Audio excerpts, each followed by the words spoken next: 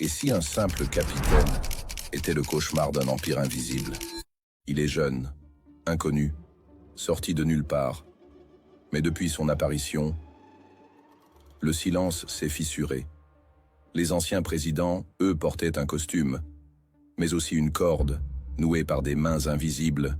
Ils gouvernaient, sans jamais régner, signaient, sans comprendre ce qu'ils donnaient, car la première indépendance n'était qu'un décor, une illusion peinte à la main par les colonisateurs eux-mêmes. Mais lui, il ne joue pas le même script.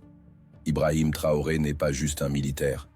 C'est un disrupteur du plan, un imprévu dans le programme. L'ennemi ne le comprend pas, car il n'est pas branché sur les mêmes fréquences. Il n'est pas relié à eux, ni par la dette, ni par le sang, ni par le silence. Il parle de souveraineté, mais sa voix, ce n'est pas juste des mots. C'est une onde, un souffle, un code spirituel qui réveille les peuples. Car ce qui se joue aujourd'hui n'est pas une simple lutte militaire. C'est un exorcisme géopolitique, une guerre invisible, entre ceux qui pactisent pour survivre et ceux qui dérangent pour libérer.